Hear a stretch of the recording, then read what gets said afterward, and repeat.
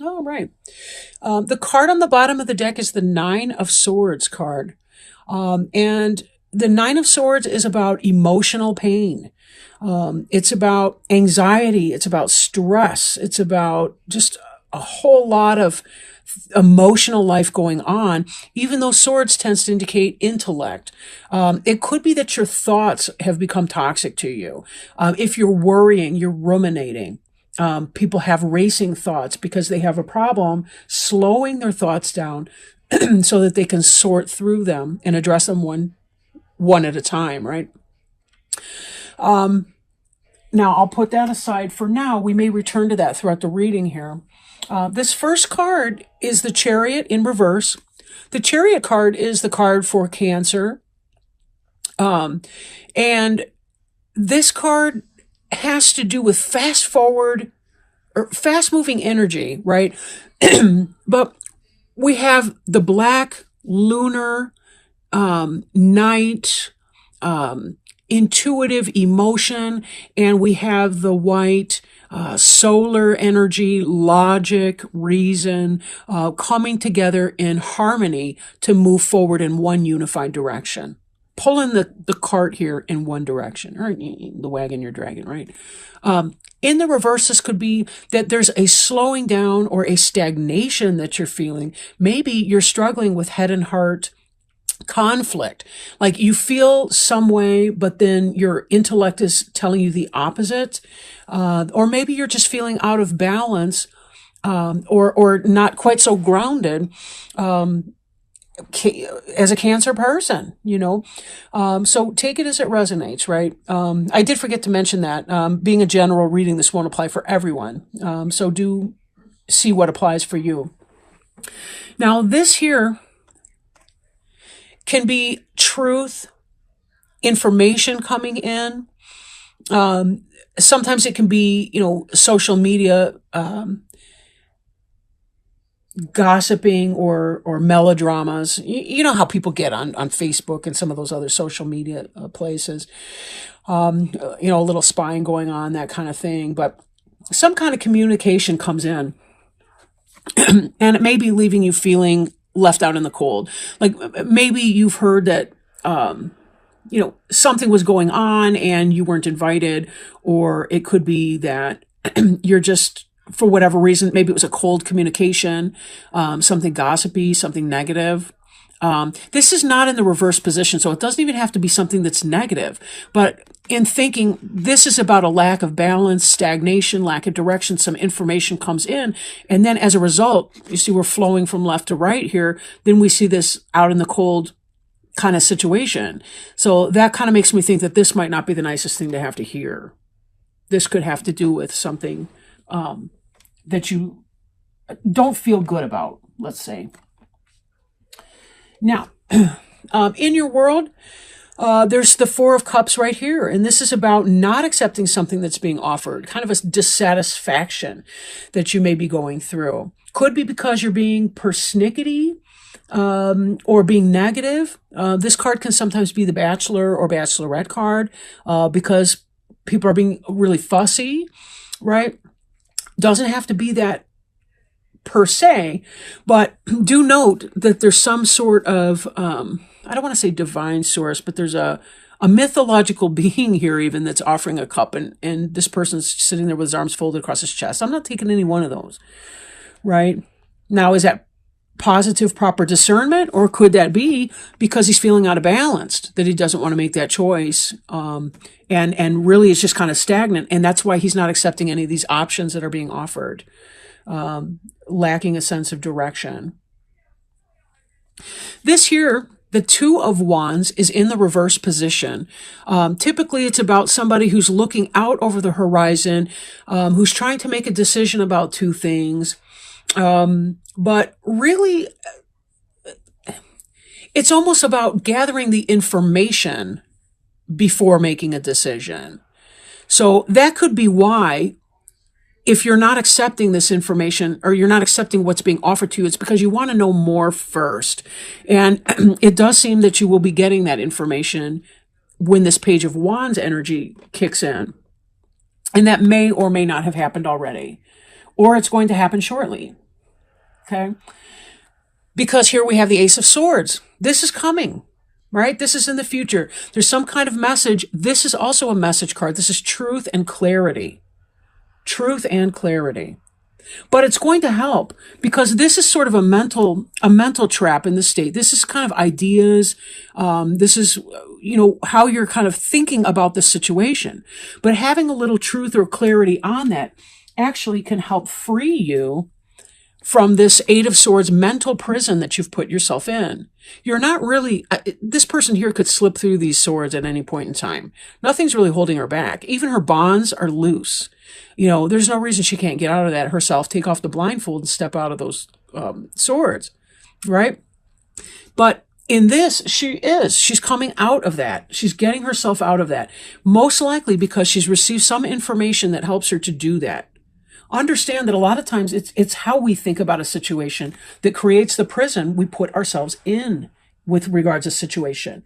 Even this Nine of Swords here that we saw earlier, if you'll notice with this figure, and please, I promise I'm not saying this about every single person that's listening to this right now, but she kind of has her hand, like the back of her hand is up on her forehead and she's laying on a fainting couch. This is kind of a histrionic pose. Like, be very careful that we're not self-imposing our unhappiness, that we're not thinking about things in a way that's causing distress or disharmony, right? Because how we talk about ourselves through a situation, how we talk ourselves through a situation has a lot to do with how much suffering we're going to put ourselves, voluntary suffering, right? Life, circumstances, other people, random events, that will create suffering. We don't want to pile on because we're thinking from an anxiety mindset or because our racing thoughts aren't allowing us to make choice. We have to be very careful not to be a co-conspirator in our own unhappiness because we don't recognize that we're not utilizing our coping skills or identifying new coping skills for managing some of our thinking. Now, this here, the Seven of Pentacles, is about a delay in something that you've been waiting for, a delay in that harvest that you've been waiting for, possibly because you're not making any choices, and most certainly because this movement has arrested. That's not going anywhere. So whatever it is, you haven't been making decisions because you're feeling in a stagnant place, and that's why nothing's bearing fruit for you.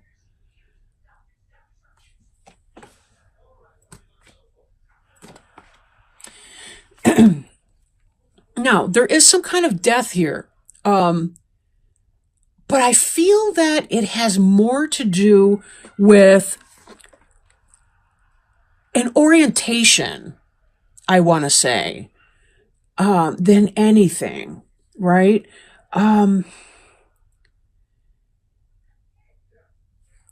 There's some kind of communication here that comes in. You're hoping for this clarity. You're coming out of surveillance mode because you want to be able to make quick, decisive action here. This action may make some big change for you, but it's going to affect you. I really don't see a whole lot of other people in this reading. I think this is an internal process that you're experiencing. You're feeling left out in the cold, but someone's going to say something or tell you some kind of truth, and you're going to get out of your prison. It's kind of like if you're walking down the street and you see somebody on the sidewalk on the far opposite side of the street, and you wave at them and they don't wave back, and you think to yourself, well, they hate me. Did I make them mad? That kind of thing. But then come to find out later on, they lost their glasses or their contact lens, or they didn't see you, or they were in a hurry or something like that. And then we have to reassess, oh, I put myself through that hell wondering what I had done to offend them. It wasn't even about that. It was completely unrelated. So this has a lot to do with the power of your own thoughts and thinking. There's nothing wrong with going slow the way we see you doing in this energy here to get more information so that you can move forward. But again, be careful that you're not becoming your own worst enemy with how you're thinking about a situation. The sense of being left out in the cold, maybe that's not the group for you. Maybe that's not the organization or the friendship circle or the lover partner, whatever for you. Maybe that's okay. Maybe there's freedom in the truth. Because now I can see clearly with the vision of that hawk. I can see the broader overview. Recognize that I don't have to be in a prison of my own creation because I'm surrendering my will, my happiness, my emotional and intellectual integrity to somebody who's not for my benefit. In that, there's a great sense of release and change. And it's so positive to experience something like that. Now, I will go ahead now and look at our oracle card. And the deck that I'm working with today is the Sacred Traveler Oracle card. A new gift. I got it just today from my friend returning from Arizona, who I picked up at the airport. This was a gift from my friend to me. Unbeknownst to my friend, there was no, that's been on my wish list for like ever through Amazon. But I just hadn't brought myself to buy it. So how wonderful is that? And very supportive, knowing what I'm getting into now. And it's also an excellent support for the Witch's Tarot deck, I think. So let me go ahead and toss this and ask Spirit if they would please help guide us today in providing some information, guidance, healing, love, messaging for our friends, the Cancer and Cross Watchers. Oh, here we go. Oh, this is wonderful. It's called Voyage of the Heart. And let me quickly, I love it when they leap out because I really do feel like Spirit is helping us with that. And I'm so grateful because the universe supports us in all these ways. And it's amazing to me how the more you check in with that, the more you realize that that happens, the more you see it happening. It reminds me of that line from the movie, oh, my mom watches it, I forget. Tim Allen, he plays Santa Claus. But it's not seeing is believing, it's that believing is seeing. And there's something true to that when you start plugging into the universe and the mystery behind that. But what a beautiful card. Love flows through you and to you. You are beloved. You are deeply loved and profoundly lovable. You are a sacred vessel for love to flow through you. God, the Creator, is love, and in your essence, so are you. In matters of romantic love, all is healing or is already healed on the inner planes. Trust the message from your heart and follow them, even if they are at odds with your mind. Angels and guides are communicating with you. Listen to their soft whispers. The Sacred Traveler wants you to know joyous love flows through you and to you. You deserve love. There is nothing you need to do to receive this vibrant energy. Tenderness and devotion are finding their way to you. The traveler walks with a light heart on the path, knowing that she is surrounded with love. It's truly a day for rejoicing. Your capacity for receiving and giving love is expanding. Let your heart lead you forward. Your mission on earth is to deepen your ability to impart and accept love, and that is happening right now.